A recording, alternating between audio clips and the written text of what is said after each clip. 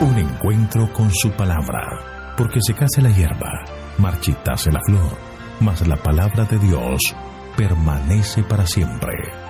Con ustedes, el doctor José Ricardo Arias Quintero.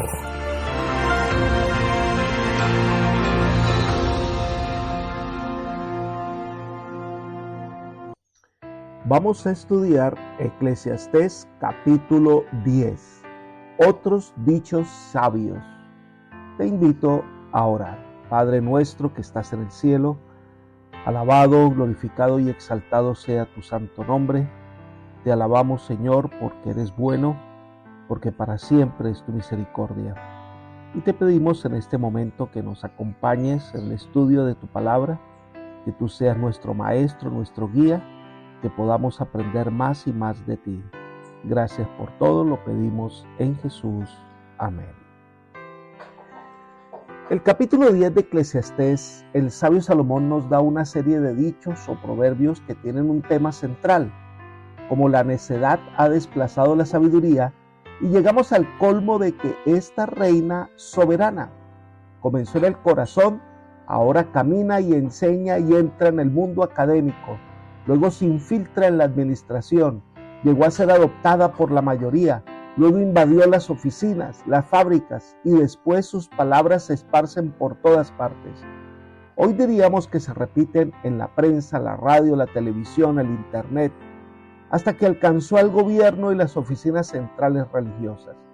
La conclusión es, la necedad está en todas partes. Demos una mirada a este capítulo y veamos la solución a este problema planteado. Cuando comenzamos a leer nos encontramos con el versículo 1. Las moscas muertas hacen heder y corrompen el perfume del perfumista. Así es una pequeña locura al que es estimado como sabio y honorable. Aquí hay varios elementos a destacar. Número 1. La delicadeza con que se prepara un perfume en la antigüedad puede ser echada a perder cuando una mosca a punto de morir cae en la mezcla dañando el perfume. En la traducción del lenguaje actual leemos: la mejor sopa se echa a perder si le cae una mosca. En segundo lugar, una persona puede ser conocida como sabio, prudente, ha ganado influencia sobre la vida de los demás, pero un solo acto de descuido echa a perder lo que por años se ha edificado. Un descuido, una actitud injusta, un desliz en nuestros principios marcará la vida. Hay un comentario de Elena de White acerca de la vida de Salomón con respecto a la influencia que se ejerce en los demás.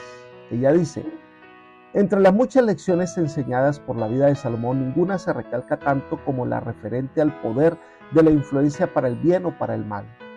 Por limitada que sea nuestra esfera, ejercemos una influencia benéfica o maléfica, sin que lo sepamos y sin que podamos evitarlo. Ella se ejerce sobre los demás en bendición o maldición. Puede ir acompañada de la lobreguez, del descontento y del egoísmo, o del veneno mortal de algún pecado que hayamos conservado, o puede ir cargada del poder vivificante de la fe, el valor y la esperanza, así como de la suave fragancia del amor. Pero lo seguro es que manifestará su potencia para el bien o para el mal. Libro Profetas y Reyes, página 63. Salomón tuvo todas las bendiciones que un rey podía añorar, pero cuando se desvió del camino, aunque se arrepintió de su pecado, ejerció una influencia negativa sobre la nación que no fue fácil contrarrestar. El perfume bien preparado se echó a perder. El aroma ya no es fragante. Tengamos cuidado con lo que guardamos en nuestra mente y nuestro corazón. Eso determinará qué tipo de fragancia damos al mundo. Veamos el versículo 2. El corazón del sabio está a su mano derecha, mas el corazón del necio a su mano izquierda. Aquí presenta la gran diferencia entre el sabio y el necio. ¿Dónde está su corazón? ¿Cuáles son las intenciones de su vida? El corazón del sabio está en su mano derecha, símbolo de las cosas buenas. Era el lado del honor y el éxito. El corazón del necio está en el lado izquierdo, símbolo del lado del mal. Se lo considera impuro. Los planes del necio son débiles y conducen a la desgracia y al desengaño. Miremos el versículo 4. está en medio de la descripción del dominio de la necedad. Dice: aunque el ánimo del príncipe se exalte contra ti, no pierdas la calma, porque la mansedumbre hace cesar grandes ofensas. El hombre sabio y prudente quizás no tenga el puesto de mayor reconocimiento, quizás está de segundo en un trabajo y quizás puede ser objeto de burlas o desprecio o de críticas injustas. El consejo es: no renuncies a tu puesto del deber. Una acción precipitada, inspirada por un espíritu de venganza, refleja inestabilidad emotiva y falta de buen juicio. Es mejor soportar el desagrado transitorio de un superior, pero el remedio es la paciencia. La paciencia es el remedio para los grandes errores. Vale decir, impide mayores explosiones de ira de parte del gobernante. ¿Cómo entender esta realidad? Pues debemos ver lo que se dice a continuación del capítulo. En los versículos 3 y 5 al 15, aquí se describen los resultados de los que son necios y ocupan cargos donde se requiere discernimiento. Miremos el versículo 3. Aún mientras va de camino, al necio le falta cordura y va diciendo a todos que es necio. En su trabajo y en su relación con los demás demuestra carencia de buen juicio y sentido común. Esto se refleja en sus palabras y acciones. De esta manera, él mismo se proclama necio. Pero lo terrible es que él considera que los otros son necios, así que no corrige su conducta para nada.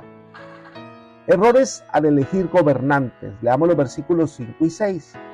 Hay un mal que he visto debajo del sol a manera de error emanado del príncipe, que la necedad está colocada en grandes alturas y los ricos están sentados en lugar bajo. Cuando un gobernante es necio y es autocrático y administrador despótico, tiende a equivocarse en sus conceptos, y entre más poder tenga, más visibles serán sus errores. Este es el error que cometen los gobernantes que se dejan llevar por la adulación o las conveniencias propias y colocan en el cargo a gente incapaz. La traducción del lenguaje actual leemos: que a la gente incapaz se le dan puestos de gran responsabilidad, mientras que a la gente capaz se le dan los puestos más bajos. Muchas veces se ensalza la insensatez de los necios como si fuera sabiduría y se la imita para prejuicio de la nación. Y se ignora a personas que tienen verdaderas habilidades para guiar, ordenar y gobernar. Miremos el versículo 7. Y resulta que los esclavos andan a caballo, mientras que la gente que vale anda a pie. En la época de Salomón, solo los privilegiados cabalgaban en caballos y los que eran de condición más humildes en asnos. Aquí los siervos, plural la mayoría, va a caballo, la necedad galopa libremente y el príncipe a pie. Es decir, se menosprecia a los hombres de elevada alcurnia. En los versículos 8 y 9 se ven los resultados. El que haga un hoyo caerá en él, y el que aportille el vallado lo morderá la serpiente. Quien corta piedras se hiere con ellas. El que parte leña, en ello peligra. La declaración puede referirse a alguien que tramaba una conspiración contra la autoridad o al que urdía planes contra su prójimo. El mismo necio cava una trampa y cae en ella. En los países del cercano oriente,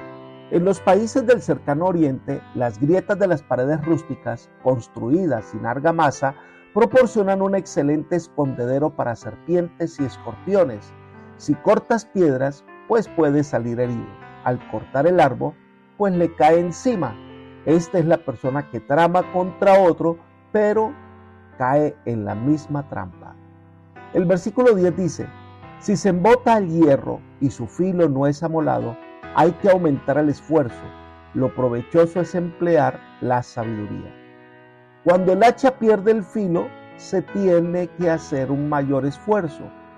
Por eso, antes de salir se debe amolar el hacha. La debida preparación para cualquier empresa da como resultado un mejor trabajo realizado con menos esfuerzo. Una buena preparación hace la diferencia entre el fracaso y el éxito. El esfuerzo solo es insuficiente. Debe haber conocimiento y celo para hacer la tarea. Miremos el versículo 11. Si la serpiente muerde antes de ser encantada, de nada sirve el encantador. Si la serpiente muerde a su encantador antes de que éste le haya encantado, de nada le servirá la habilidad que él pueda tener. De esta manera, la falta de sabiduría para actuar trae sus consecuencias. Muchas de ellas son dolorosas. En los versículos 12 al 14 se enfatizan las palabras del necio ante una responsabilidad grande como es la de gobernar. Leamos. Las palabras del sabio están llenas de gracia, mas los labios del necio causan su propia ruina. El comienzo de las palabras de su boca es necedad, el final de su charla nocivo desvarío. El necio multiplica sus palabras. Si nadie sabe lo que ha de acontecer, ¿quién le hará saber lo que después de él será? Cuando el sabio es quien habla, esas palabras caen bien, están llenas de bondad, instruyen. Pero cuando habla el necio, sobran las palabras, pero no dice nada. No hay preparación, nadie le entiende. Sus palabras son vacías y no comunica esperanza. Con frecuencia es difícil entender no solo lo que quiere decir el necio, sino aún lo que dice. Es indudable que cuanto más necia o vana es una persona, más inclinada estará a lanzar declaraciones dogmáticas acerca de los más profundos misterios. Miremos el versículo 15. Tanto fatiga a los necios el trabajo, que ni aún sabe por dónde ir a la ciudad. Las carreteras están demarcadas y señalan el destino. Solo el necio no ve las señales y no sabe a dónde va. Y cuando esto suceda, ¿a quién echa de menos? Al sabio que sabe lo que hace, que cuando habla lo hace con sabiduría. Por eso no renuncies, ten paciencia, que el Señor te mostrará el mejor camino. Aprende, haz tu trabajo bien, estudia y espera. En los versículos 16, 18 y 19 ya habla de la necedad en todo el sistema de gobierno. No se coloca la persona que tiene la capacidad de hacer bien las cosas, sino la persona que es de agrado del rey. Leamos el versículo 16. Ay de ti, tierra, cuando tu rey es un muchacho y tus príncipes banquetean desde la mañana. Cuando habla del rey muchacho, no está hablando en contra de la juventud, sino de la inexperiencia de aquel que llega a ser rey sin preparación. Quizás se refiere a alguien que tomó el poder por la fuerza, el siervo que galopa como príncipe. Tu rey necio no tiene consejos sabios, su reino va a la ruina. Esos príncipes pasan el tiempo en francachelas y en excesos sin dedicarse a los verdaderos asuntos de Estado. Elena de White comenta, Salomón había escrito, ay de ti tierra cuando tu rey es muchacho. Así sucedía en la tierra de Judá. Por sus continuas transgresiones, los gobernantes habían llegado a ser como niños. Isaías señaló a la atención del pueblo la debilidad de su posición entre las naciones de la tierra y le demostró que ella era el resultado de la impiedad manifestada por los dirigentes. Libro Profetas y Reyes, página 239. Tener gobernantes inestables que son necios, que desean más la gratificación personal que el trabajar por la nación, es una fatalidad. Miremos el versículo 18. Por la pereza se cae la techumbre y por cruzarse de brazos hay goteras en la casa. Los techos planos de las casas que se construyen en el cercano oriente necesitan constante atención. Son comunes los techos con goteras. El descuido de los responsables también provocará la ruina del país. Por su negligencia hasta la casa se le pasa el agua. Puede mostrar su ineptitud como administrador del palacio, del templo y de su nación. Miremos el versículo 19. Por placer se hace el banquete, el vino alegra a los vivos y el dinero responde por todo. Es un disparate un gobernante que solo aprovecha el momento para sus placeres, trayendo la ruina de la nación. Gasta todo el dinero en su propio beneficio. Pero en medio de esta descripción triste, hay una solución, hay una bienaventuranza. Versículo 17. Bienaventurada tú, tierra, cuando tu rey es hijo de nobles y tus príncipes comen a su hora para reponer sus fuerzas y no para beber. Aquí hay varios puntos. Número 1. Una nación es bendecida por un rey prudente, un rey que se ha preparado para gobernar, un rey justo que contraste con el rey necio. En segundo lugar, este rey se rodea de personas que son prudentes. Además nos ofrece un llamado a la temperancia, comer y beber para vivir y no vivir para comer y beber. Es decir, son consejos que no permiten el mal uso de los dones de Dios para que emboten nuestra mente. Son claras sus deducciones. Qué bendición un gobernante así. Su influencia trae paz y prosperidad.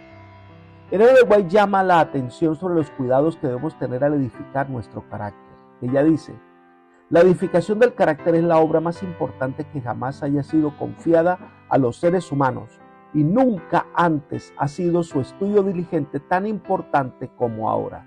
Ninguna generación anterior fue llamada a hacer frente a problemas tan importantes. Nunca antes se hallaron los jóvenes frente a peligros tan graves como los que tienen que arrostrar hoy. Libro La Educación, página 202. Dios necesita hombres que han dedicado su vida a edificar un carácter que los haga aptos para el cielo y para servir a la humanidad. Pero termina con una amonestación, un consejo muy oportuno. Versículo 20. Ni aun en tu pensamiento hables mal del rey, ni en lo secreto de tu cámara hables mal del rico, porque las aves del cielo llevarán la voz, los seres alados se lo harán saber. Una admonición para que seamos cuidadosos en pensamientos y expresiones, aunque el rey sea un necio, aunque su conducta imprudente traiga problemas. Número 1. Cuidado con las palabras de crítica que se hablen en secreto. Recuerden que somos una influencia positiva o negativa para otros. El aparentar que somos siervos fieles y hablar a escondidas, hablar en secreto, no es prudente.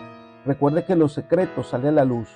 Jesús dijo: por tanto, todo lo que habéis dicho en tinieblas, a la luz se oirá, y lo que habéis hablado al oído en los aposentos se proclamará en las azoteas.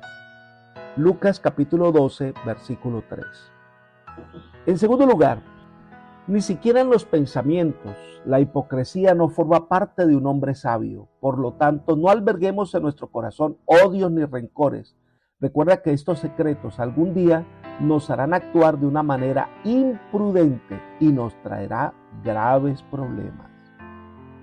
Apreciado amigo y hermano, este es un llamado a ser sinceros con nosotros mismos y con los demás.